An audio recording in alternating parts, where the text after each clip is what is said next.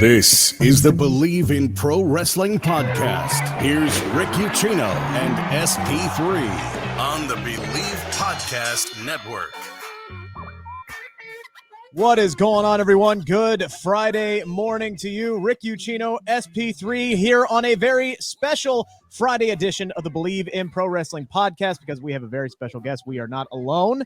We're joined by former WWE Superstar. You may know him as Tucker, but now he's going by Levi Cooper, and he is our now Bleav Podcast Network colleague. Got a brand new podcast is going to be coming out here on the Bleav in Pro, the Bleav Podcast Network. Bleav in Pro Wrestling is our show of that. Levi, how's it going, good sir? Doing very good, man. Thank you guys for having me. I'm doing well, doing very well. You look good. You look healthy. You look well relaxed, and you're just looking good, man. It's nice to see you. Yeah, appreciate that. You know, things have been good. I obviously took some time off, and I have my son was born. I had a daughter before that. She's almost 4, but my son's now 5 months old. So, you know, I've just been doing that, and it's been really awesome, man. It's been good.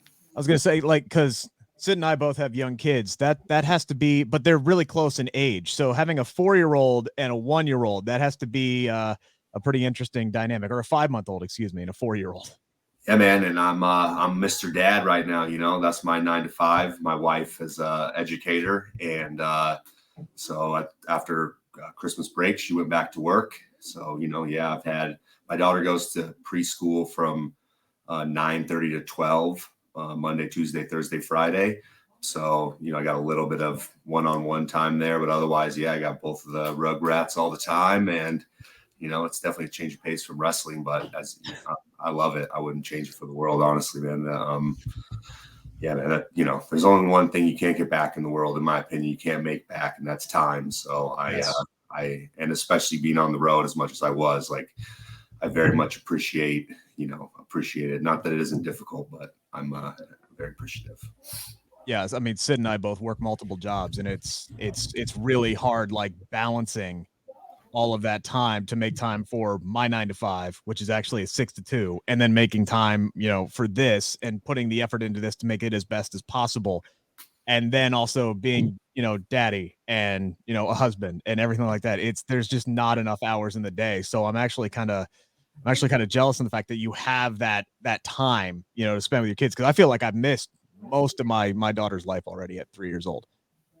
Yeah, I mean, you know, I mean, I missed a lot of my daughter's, you know, early childhood, right? Like my daughter was, I think, 5 months old when we got called up, you know, so, and then I was on the road for over 2 years straight. So, you know, I know exactly what that's like. And the calculation for me staying home right now, honestly, is as much financial too, as it is about time. Right. I mean, under 4-year-old and a 5-month-old, like, it's probably $4,000 a month or at minimum for childcare. So, you know, that's right. I could probably make that money if I really wanted to grind hard, you know, no problem. But like, then I would never see my kids. So I'm like, you know what? Nope. I'll just nope, it's worth it. It's just worth it to me, you know? Yeah. And I get to enjoy wrestling here and there on the weekends and get to, you know, do what I love and make a little bit of money doing it. And that's just perfect and dandy for me right now. And we're going to dive into all that. We'll dive into the new podcast as well. First, we got to thank our friends over at Bet Online, which this episode would not be possible without them. It is that time of year. College basketball takes center stage with the tournament. It is finally upon us. If you're looking to wager this year, Bet Online is your number one spot for all of your updated odds and info, along with the great contests, including the bracket contest, where you have a chance to take home the top prize. Head on over to the website, use your mobile device, sign up today, receive your 50% welcome bonus on your first deposit. Just use our promo code Bleav to get started. That is BLEAV. BetOnline is your continued source for all of your sports wagering needs, including live betting and your favorite Vegas casino games. BetOnline is where the game starts. And, you know, Levi, you talk about being a stay-at-home dad as well, doing a little bit of wrestling on the weekend as well. Kind of update the people who haven't seen you in quite some time when you're talking about doing the wrestling thing. Where have you been doing? What's been going on with you? Yeah, so I've just been, or not just been, but I've been sticking around the Pacific Northwest. So I live in Vancouver, Washington, just across the border from Portland, Oregon. And so I've been wrestling for Defy in Seattle. and had wrestled for Prestige in Portland. I'm going to go out to Spokane, Washington, which is about 5 hours away from me, for Support Pro Wrestling. I got a couple dates with them, one in April and one in August. And, just kind of, the main thing I wanted to do when I came back to wrestling was just to do it because I love it, and do it because I have a certain presence, like my own kind of being present inside of the ring that I just kind of can't get anywhere else in my life.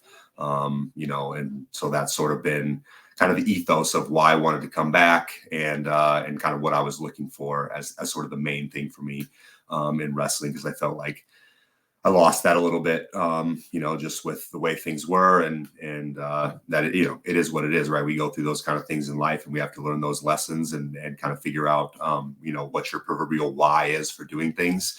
And I've been able to do that and feel very good about it. Yeah, I've been seeing a couple of your shows on the independents, especially you and at Prestige Wrestling, and you're in awesome shape. I just want to let you know that, just seeing you. And what do you say that you've done differently, like coming back into the professional wrestling world, to kind of get you in this top-notch shape? Yeah, so I've been doing a lot of DDPY and just traditional yoga as well.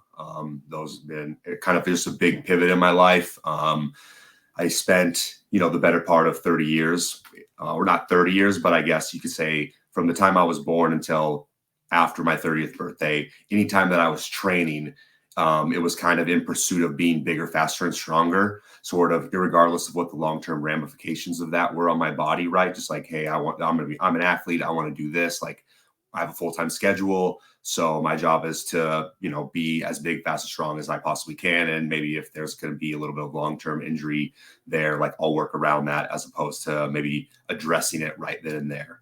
So I started having some issues with my hip, and just kind of realized that I had certain hip mobility that was bad. And actually, everybody's body's a little bit different, right? And so I think my family in general kind of have not great hip mobility and sort of a bit of a pelvic tilt. And so I started realizing and researching and doing much work, and realized, like, I'm very quad dominant. I'm too strong. So anyways, long story short, I stopped lifting weights for a year and a half probably, and just did, DDPY was the main thing. And then also, some kind of slower yoga, because I knew I needed to really improve my mobility. And so along with that came kind of some natural weight loss. I also did the Whole30 a couple times, which is an elimination diet that kind of meant to reset your hormones and your kind of brain and stomach relationship. And so, that was something that was pretty helpful for me as well, just to kind of, you learn some things about, like, your emotional relationship with food in that regard as well. And so, I kind of realized, like, growing up, the only thing we ever talked about food was, like, its taste, and a lot of the conversation in America is framed around that, as opposed to sort of like, it's the fuel for your body to do the things that you want to do in life. And so, to kind of start to look at it in that regard, has also been pretty helpful, and has helped me make a shift. And I was going to say that added mobility, that's going to help you in the ring as well, but it's going to help you out at home. You got two young kids who are running around, and that's kind of what I'm focusing on right now as well. Cause I'm a guy who likes to cook, and, I like to make healthier foods, because who the hell knows what's out there. And I've had weight problems my entire life. So I like to know what is going into my body. And when we started having kids and I started working multiple jobs, I really kind of lost track of the whole cooking thing, because it became, oh, well, what's easiest, what's quicker? Let's just pick up Skyline chili. Let's just make peanut butter and jelly sandwiches. And then all of a sudden I go from 215 to 250 over the course of 3 years. So I'm really trying to get back into that and get back into that healthy lifestyle as well. Yeah, you gotta, it takes time, right? And it's like anything in life, like you have to. There's a lot of pulls on our time, obviously, like you're talking about, just kind of in the modern American lifestyle. So where you prioritize that time is very important, right? In terms of kind of what you're gonna get out of any particular thing. And so, yeah, it's like if we don't prioritize kind of food and eating healthy, then the environment around us is going to dictate that we probably won't eat healthy just because of kind of the convenience of, right, what's easy and what's convenient is typically not what's healthy or what's good for us. So those kind of things just dictate a lot. Yeah, I also work at a radio station 5 days a week, and we get like free fried chicken that's dropped off every Thursday, like, and donuts on Tuesday. Like, it is impossible to stay fit in a radio station when you're sitting on your butt all day reading newscasts, and then you get free crap delivered to you, literally. But you know, again, we're kind of diving into these things because these are some of the things that you're going to be, you know, kind of focusing on here a little bit on your podcast, which is going to be called Wrestling is Life. It's going to be coming out here on a to be determined date. As of right now, you're still in the preliminary stages, but kind of run us down what you're going to be talking about on Wrestling is Life. Yeah, so I'm going to shoot for sometime in April will probably be when the first episode drops. The NCAA wrestling tournament is coming up in a couple of weeks. The opening weekend of NCAA basketball has always been the weekend that the NCAA wrestling tournament is, which is, you know, obviously very near and dear to my heart. Something I competed in 3 times, and kind of what led me down the path of professional wrestling was the success that I was able to find at that tournament to some degree. So, you know, kind of be discussing all things amateur wrestling, current events, if you will, you know, not spending a long time on that, maybe 5 to 15 minutes, you know, and then kind of discussing, like you said, some of the things that I've talked about here early on.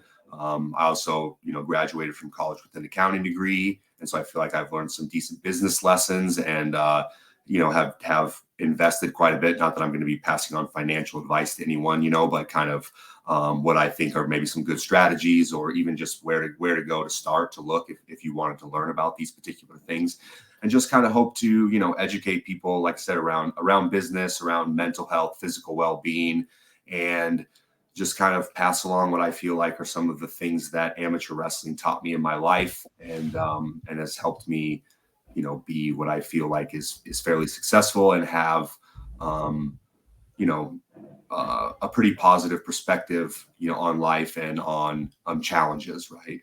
So that's sort of where I'm coming from. I mean, really, my main goal is to just put positivity out into the world. That's what I'm looking to do. That's what I want to do. That's kind of my goal moving forward. Out of, in general, is sort of like the projects that I work on or the things that I'm doing. You know, the underlying thing needs to be that I feel like I'm putting positivity out into the world, or the entity is putting positivity out into the world, or else I'm not going to do it. And so, you know, that's kind of going to be the underlying ethos, if you will, of the show.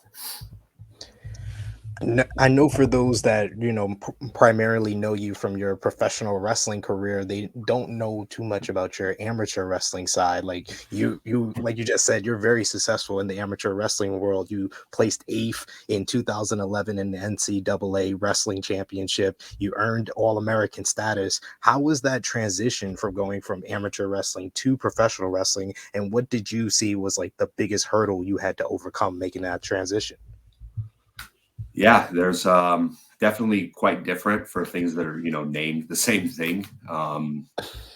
Yeah, and, you know, amateur wrestling, I think. So I think the biggest difference, kind of the underlying thing, is that in amateur wrestling, when I was at my very best, I was super kind of narrow-minded, tunnel vision, if you will. I'm talking about like in a match, like in the moment, is like I'm paying attention to almost no external factors. You know, maybe if there's a break in action, I'm looking to my coach for, you know, 3 to 5 seconds worth of information if he's seen something that I'm not seeing. But otherwise, it's like before I'm ready for a match, I'm thinking about like the 2 or 3 positions that I think are going to be the ones that I can use to win in this match, right? And that when I'm at my best, I wasn't always in that mental space, but like I've realized, hey, that's okay. I'm just like, I'm trying to get to my underhook, and then whatever, boom. And that's like going through my head over and over as I'm wrestling and trying to get to my spots, and then just reacting to what's happening in front of me.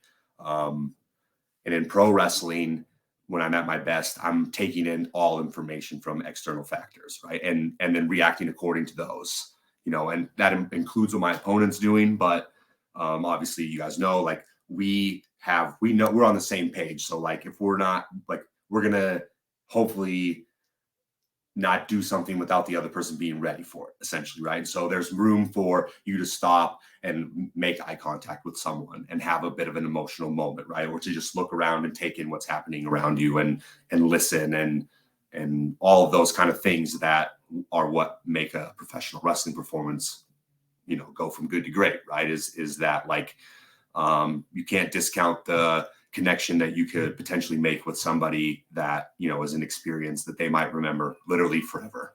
And so I think not that doesn't happen in amateur wrestling, but it's just, like I said, vastly different, just the kind of what it takes, I think, focus wise in order to be good are quite different. And that was a big adjustment to make early on. Posture was also a thing, right? Like amateur wrestling is very closed. All the movements are really precise and direct, and professional wrestling is a theater. So everything needs to be large and grand and able to be seen from the top, row of the upper balcony.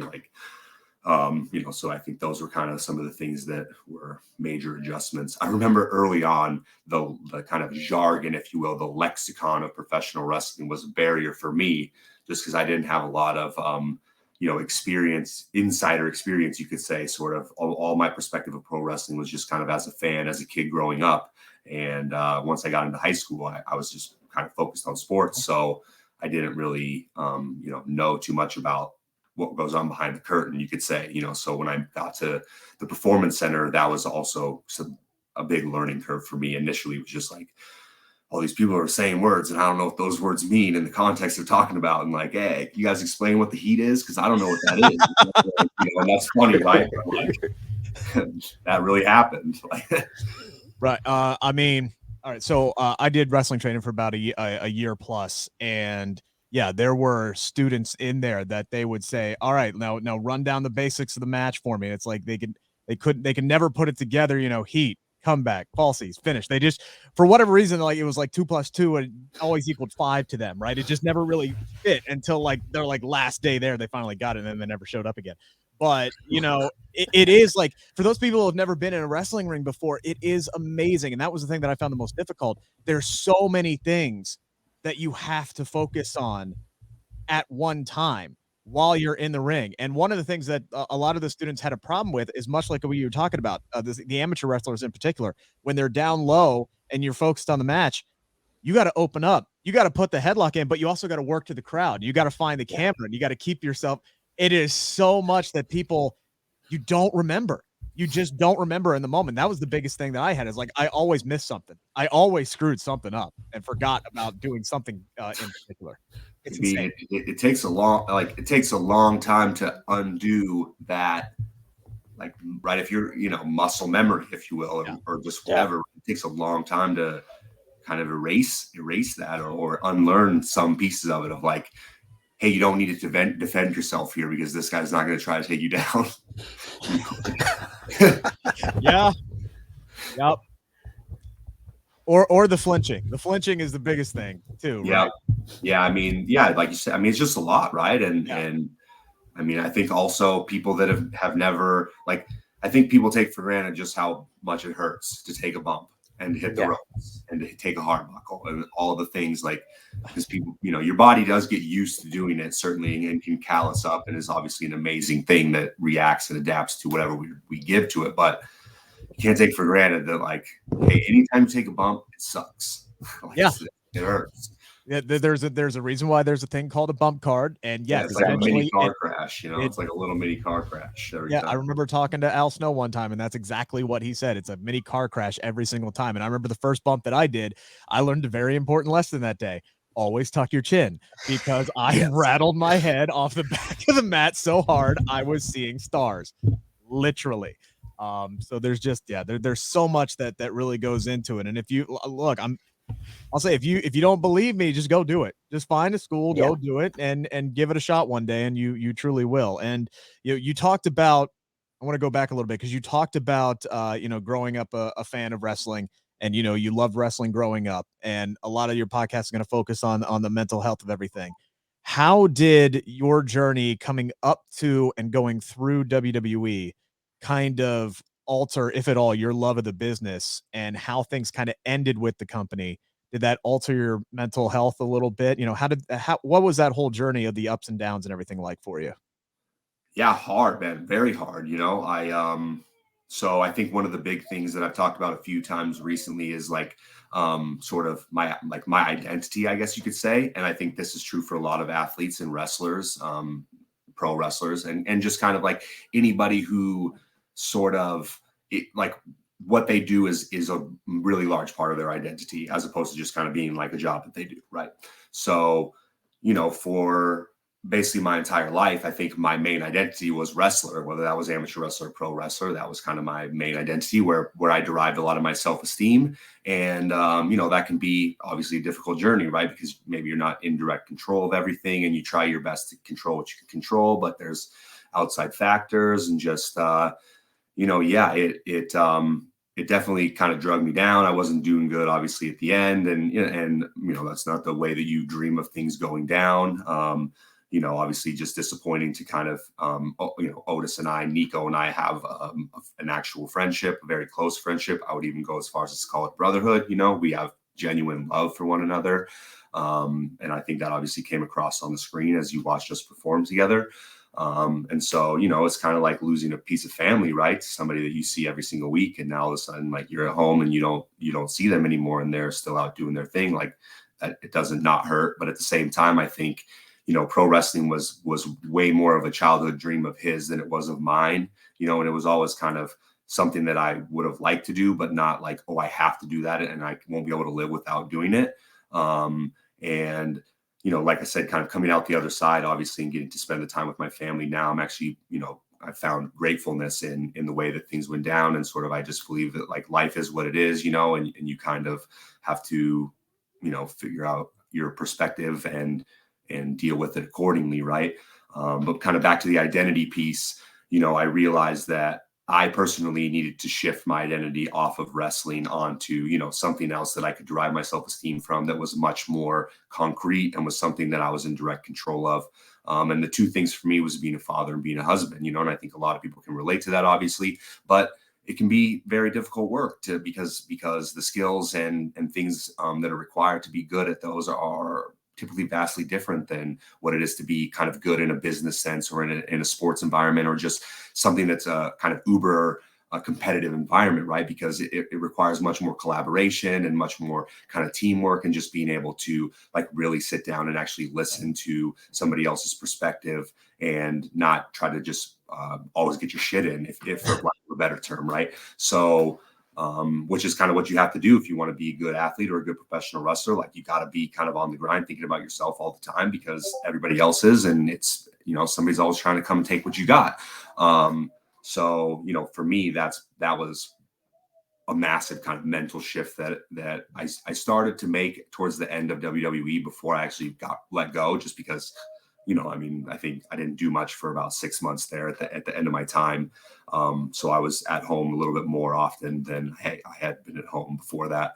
So that's been really big in my life to kind of have done that work, and yoga and meditation have helped me do those things out a lot and kind of just figure out, who I am and what I really want out of life, outside of sports, which encompass such a, big swath of my life up to that point. You mentioned your time in WWE. It didn't end well. It's been close to a year since you've been let go at this point. Has all the time that you've been away and time you've been able to spend with your family and the changes you've made in your life, has that allowed you to your perspective on your time with WWE? Has that changed at all? Do you look on your time there any differently than you did, say, 7-8 months ago? Yeah, I probably am able to just kind of like let go of some of the things that are what they are, right? Or just sort of the slights or kind of things that don't really matter and aren't going to do anything for me in my life, and just are part of that particular environment, and sort of tease out and suss out the lessons that are going to be helpful and useful for me going forward, and kind of just dump the rest of it and let it kind of be, right? Because it's not going to change, and there's no use being bitter or angry about something that literally is kind of just it's the past, right? Yeah. The past is history. So that's definitely kind of been good for me. I think like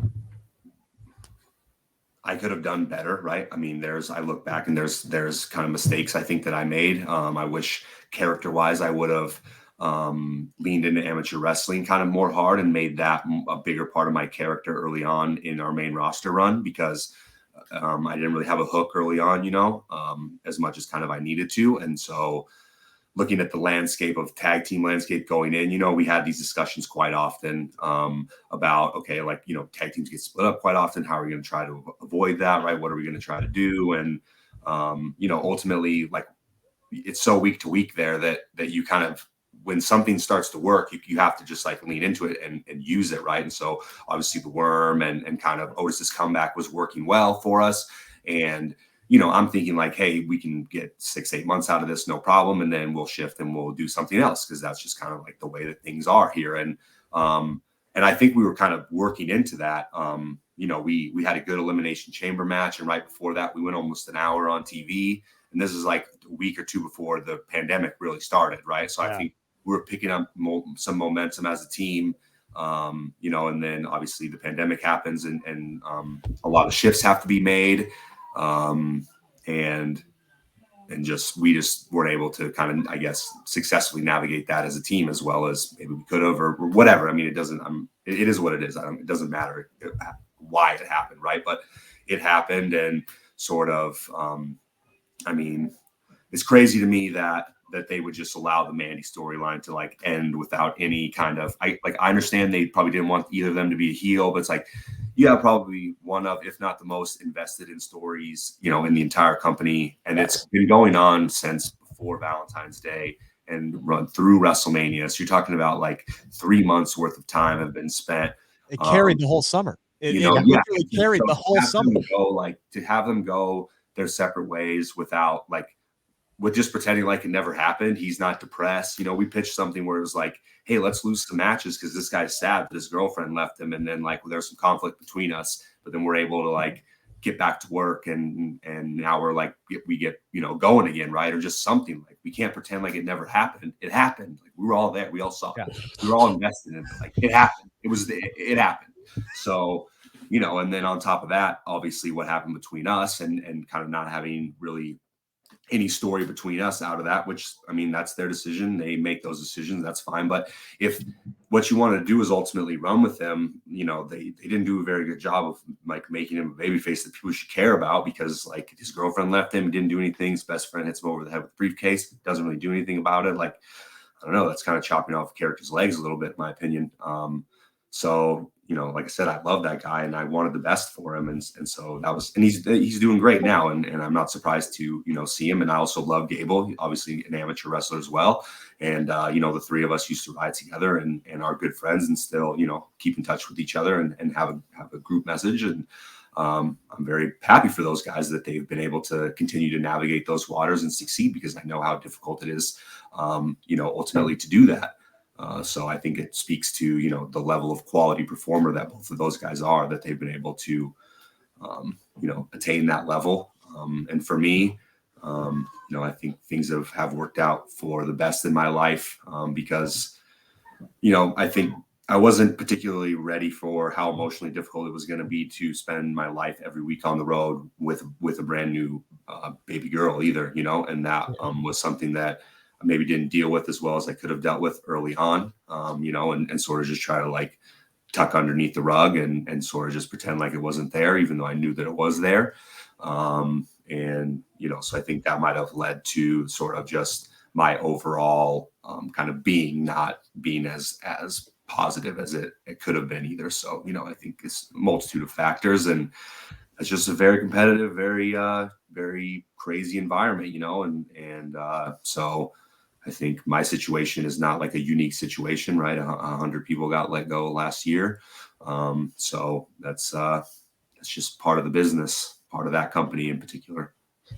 Very true. I gotta commend you, because you're talking about, the beginning of your main roster run, and you guys just instantly had that chemistry with each other that really got the fans behind you. But you came at a time which was very strange as far as the WWE's relationship with the fans. I don't know if a lot of people remember, but you were a part of the fans being in control and having the control with the call-ups with you, Lacey Evans, EC3. And how was that whole situation, and how how was it kind of like presented to you, your call up in that whole thing where they kind of hyped you up for a whole month, and then you kind of, your introduction is in this segment with Alexa Bliss and Paul Heyman, where it's kind of like you're kind of talking for Otis and he's just like kind of drooling over Alexa Bliss. It was very strange, like kind of that whole month that they kind of introduced you guys to the main roster. How was that experience for you?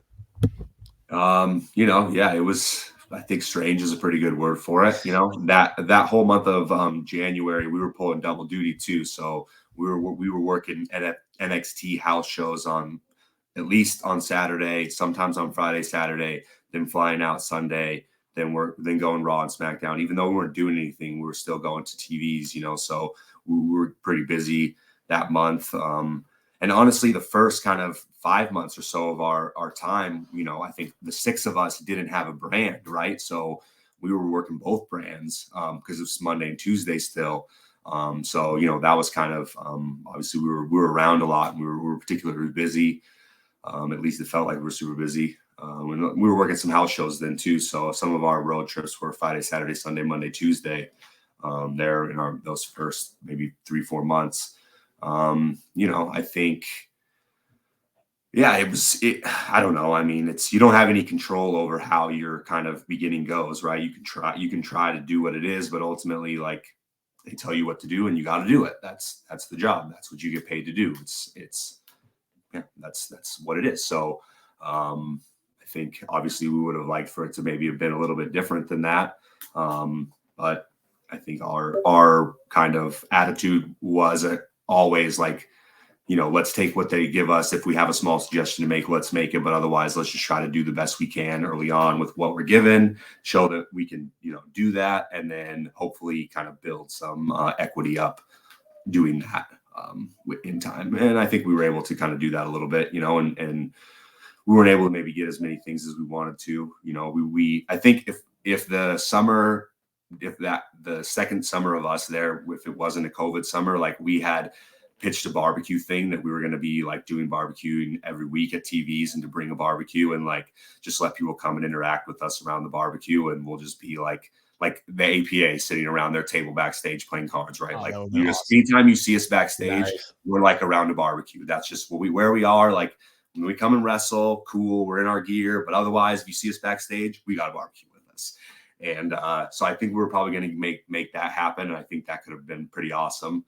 And yeah, it was, I think we had some great ideas, and we talked about how we could maybe tweak our act a little bit going up. Like, okay, this is who we were in NXT, but what kind of little adjustments can we make going up, and sort of like, if we pretend like none of these people have ever seen us before, like what's our hook going to be, right? And blue collar solid was that thing, the kind of our motto that we didn't really use that in NXT. We had that, and we saved it for 5 or 6 months. And then when we moved up, we were like, hey, we're just going to put this on our stuff, and we're just going to use this. Cause like, I think you get that, right? Like you see us come out dressed the way we are, we're blue collar solid. It's like, all right, I get what these guys are like, and so I think that was helpful for us too, just to be able to sort of stamp where our brand was early on, even if it wasn't in the greatest matches or the greatest segments. It was like when you saw us, you at least understood what we were about, and you can make your initial judgment based on that.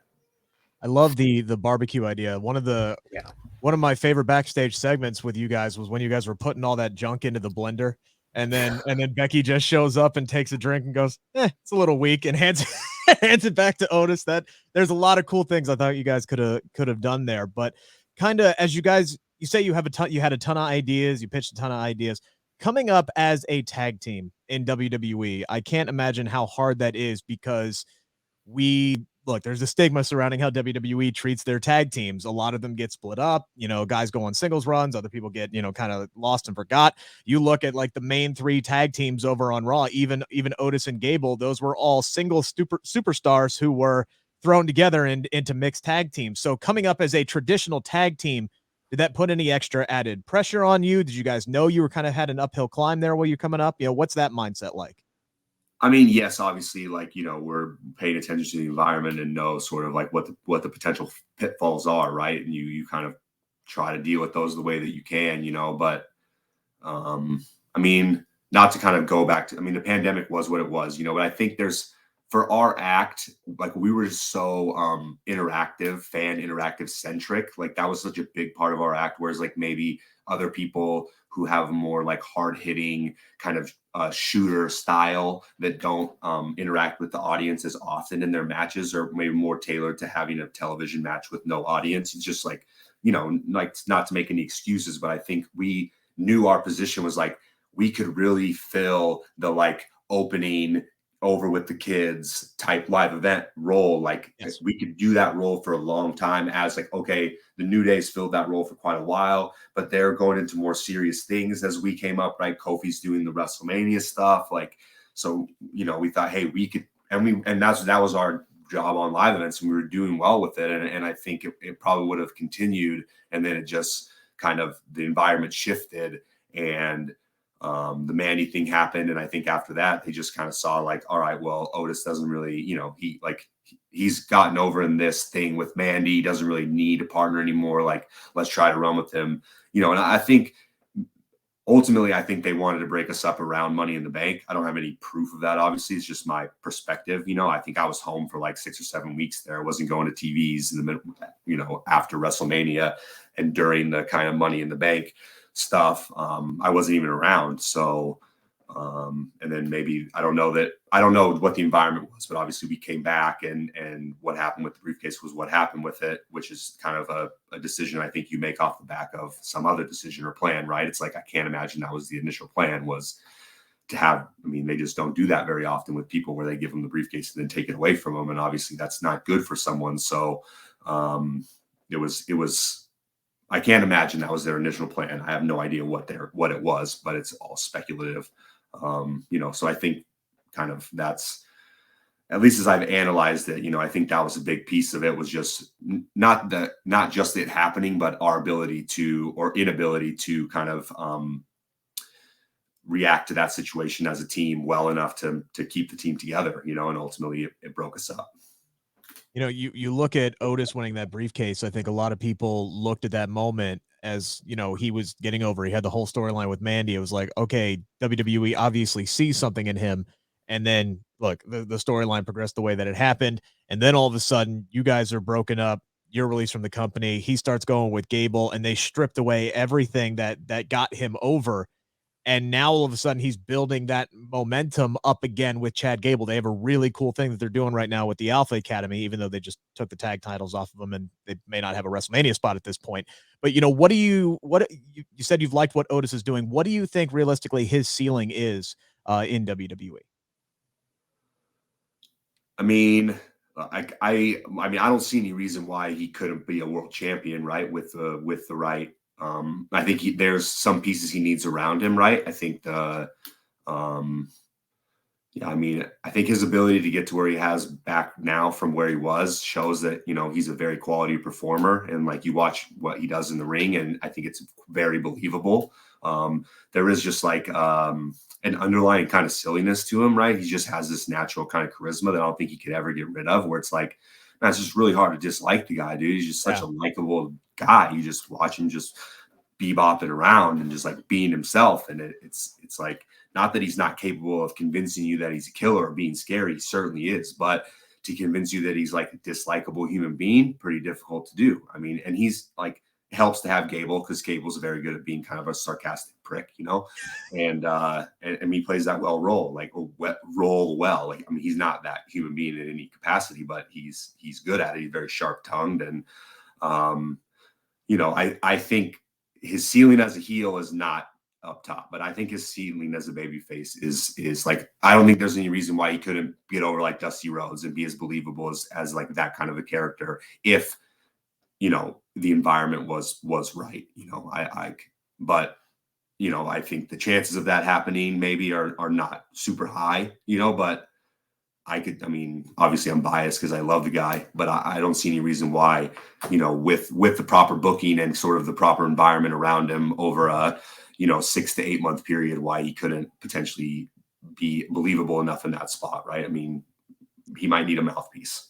Yeah, I mean they've given him some big wins. You know, he did pin Randy Orton clean as a sheet a few weeks back, and I get what you're saying about the silliness too, because like even when he's being serious, there was a really cool moment that was caught on camera right before they faded to Raw, where Orton gave Gable an RKO out of nowhere.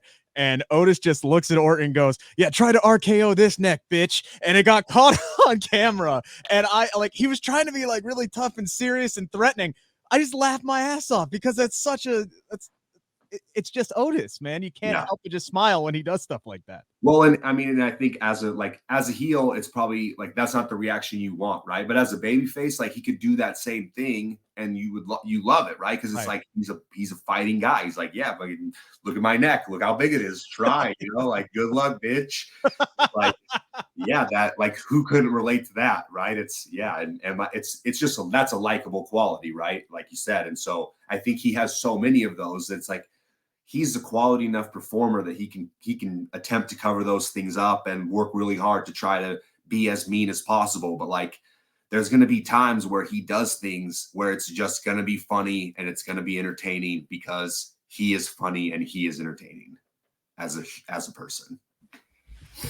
So, like, you have so much experience in WWE, and you kind of talk about like being that in that environment and being around so many great people. Like, outside of Otis, who do you think that WWE really hasn't scratched the surface on as far as like what they can do on camera for the fans to see?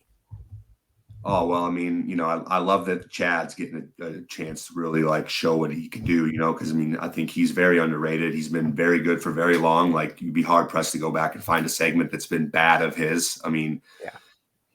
Shorty G wasn't his idea. He gave it every, that came from the very tippy top. And when stuff comes from the very tippy top, you do your best with it. You take it, you say, yes, sir. And you do your very best with it because you know what the implications of doing otherwise are. Not good for you.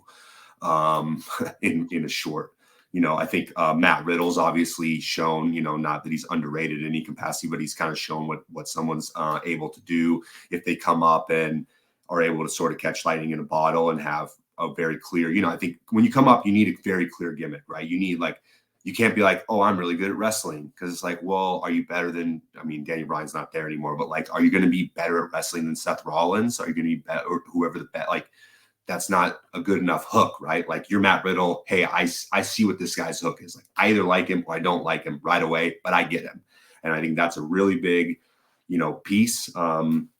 Disappointing to see Cesaro leave without kind of ever having. I think they really, really dropped the ball with that guy. Very, very. But I think he's multiple times. Yeah, I mean, Seriously. Obviously the longevity that he's been able to send another guy, right? Like go back, try to find a segment where he's like been really bad. Probably be hard pressed to find that. I think I'm a big Nikki Cross fan. I think obviously what she's doing now is what she's doing, and it shows kind of her ability and range, especially if you know kind of who she was in Sanity. And obviously she wasn't that girl on the main roster as much, or it was more of a cartoon version of that. But it was, more scary in NXT. And obviously now she's kind of playing a superhero character and has been doing well with it, in my opinion. And is someone that I could see, like, if given the opportunity, really, really running with the ball and doing very well. I think obviously her size probably hurts her a little bit, especially compared to Charlotte and even Becky are a head taller than her, right? So she has to kind of maybe alter her wrestling style a little bit when she wrestles some of them, and that may take a little bit away from her. But yeah, she killed it with Charlotte though, leading up to SummerSlam. She had some of her best. She's amazing. I mean, she could kill it with anyone. You know what I mean? I guess my only, not that she can't wrestle with them, but just that she can't have a 50-50 match with them. Maybe the way that both people have been booked up to this point, and kind of if you level up the characters, not necessarily their underlying wrestling abilities, but just the way that they've been presented on television. In your podcast, you're going to talk mostly about amateur wrestling, yes, but you said you talk a little bit about professional wrestling as well. Having been in it for so long and things ending the way that it did, do you have a hard time kind of watching the product these days? Is it something that you enjoy doing, or do you just kind of like root for your friends and colleagues and that kind of thing? Well, I mean, if we're talking about the product as in WWE, yeah, I'm not a big watcher of it, I mean, if I'm being completely honest, I wasn't watching it while I was wrestling either. I mean, I was in backstage and watching what I was watching there, but it was like, if I'm wrestling on SmackDown, I'm not like catching Raw on Monday, I'm hanging out with my kids. Like, followed it on social media. That's kind of where I follow WWE and AEW. When I watch wrestling, which is most days, I like to watch old wrestling, 80s. I like territory wrestling. I like to watch Japanese wrestling. If I'm going to watch WWE too, it'll be like Attitude Era as a nostalgic thing, just from my youth, kind of just like juiced up. I'll watch one Attitude Era match and then, a couple more technical matches or, whatever. I think the kind of disappointment around the Mandy thing and just sort of seeing like not that being our only situation for us, but like other people's kind of just the short-term nature of that particular company being in it, right? And how little the conversation was about like the overarching thing, even in like a month. It's like things are changing by the hour, literally almost every week at television. So it's so hard to kind of like keep this congruent story, and I think obviously as fans, you guys probably see that and know that, right? And that's kind of been a big disappointment. And it's not that it's not discussed about or tried by people internally to, fix it, or make it less so. It's just that the environment, it kind of is what it is. And you have your constraints, and you can work inside of the box that you're allowed to work in, there, and so I think also one kind of point I would make is that, wrestlers as a generality, if what you care about in wrestling is kind of your art and who you are and being able to present who you are in a way that you want to present it, and that's like the most important thing for you, these WWE is going to be a difficult place because they really want to control, everything, for obvious reasons. I mean, they're a large corporation. They have corporate partnerships. Like they got to control what's being put out, but it's important to note that, that is what it is. And that like, you can try to kind of get your ideas in where you can get your ideas in, but ultimately at the end of the day, you don't have the last say, and your job is to say, yes, sir, and do what you're asked to do and do it at a high level. And some people can excel at that. Others have unfortunately not been able to. And, it sucks. It's nice that there's some other alternatives out there, for those fans. And I think, that's where AEW really has excelled, is kind of like letting people come in and be who they are, and kind of letting them, either sink or swim being who they are. Because, that's one of the things that I think irritates a lot of fans with WWE is like, okay, you've been incredibly successful at doing this, right? Like, perfect example, Pete Dunne, incredibly successful in NXT, and now they bring him up and they put a little hat on him and they call him Butch and they put him next to Sheamus. Like, what on God's green earth are you doing? Yeah, I mean, it is unfortunate too that, like, I mean, some people loved and some people hated sort of the disconnect between NXT and Raw and SmackDown, right? Like there's some people who are saying like, I can't stand the disconnect. And I get that in particular when people who you really liked come up and then they're presented in a different way that's not nearly as cool as they were presented when they were, in developmental, if you will, or in NXT. Long been my argument. Right. And I mean, and so now there's no disconnect between the two of them. And ultimately, I think that's going to not be, people are not going to be happy with that, that because the connection is not probably from the person that they would like for it to be from, perhaps. I'm not sure, but that's what I get the feeling of anyways.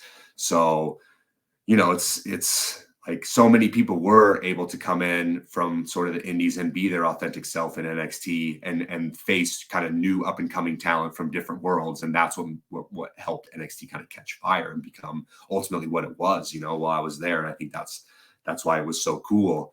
And, I mean, it is disappointing to see, and it kind of doesn't make sense, right? When you think about it, you're like, well, we had this running joke in the locker room of like, if you try to make sense, someone will come along and like give you a little knock on the head. Like, don't be trying to make sense, dude. You're going to drive yourself crazy around here. You already know things don't make sense. Right. And they don't. I say that all the time. Wear your Vince hat. Everything will make sense more. Yeah. Yeah. So it's 100% true. Right. And it's that short-term thing that's just kind of like, I mean, the leader of the company leads the company, right? And everyone else kind of has to follow that. And so I don't think it's like some big surprise, right? It is if you kind of, I think, internally call out what the issue is, obviously there's a direct implication and perhaps jeopardize your employment status. So best probably not to do that and try to find some other reason for the issue. And, I think that's kind of, you just see that in the environment a lot because, human beings are gonna find routines and rituals to exist inside of their habitat and survive. Right? That's what we do. That's what we're really, really good at. And that's what it is. All right, well, Levi, man, you've been very generous with your time on this Monday evening. Again, this is going to drop on Friday. We do appreciate your time. Again, tell people where they can find your stuff if they want to come out and see you perform, and of course, when they can expect the podcast to drop and how they can find that. Yeah, so you'll see me on the Bleav network here. Hopefully starting in April with Wrestling is Life. Obviously be promoting it on my social media accounts, mainly Twitter and Instagram. Right there, Real Levi Cooper is my handle on both Twitter and Instagram. So, you can find me there for latest information. Wrestling wise, gonna continue to stay on the West Coast here for at least another 6 to 8 months while this school year finishes out, and just kind of while my situation is what it is with my kids. And then maybe look to kind of expand my horizons and move out into other territories after that. Potentially after this year, but I'll be mostly Defy, Prestige, and potentially in Southern California. Hopefully, no guarantees yet, but fingers crossed. And you guys can be promoting all those on my socials as well. So be on the lookout for it. And as always, love all of my fans and appreciate any support that I get. It means a lot to me, and it's the reason why I came back to wrestling. So thank you guys. All right. Well, we appreciate you joining us here, Ucchino SP3. This has been a special presentation of the Bleav in Pro Wrestling podcast. Make sure to like, share, subscribe. Working our way towards monetization on the YouTube channel, so every subscription really helps. Make sure to check out my conversation with Wardlow, which dropped earlier this week. You can find that right here on the Bleav in Pro Wrestling podcast YouTube channel as well. Thank you guys so much. Enjoy your weekend. SP3 and I will be back Monday morning, available at 7 a.m. wherever podcasts are available, and of course right here on the Bleav in Pro Wrestling podcast YouTube channel, brought to you by Bet Online.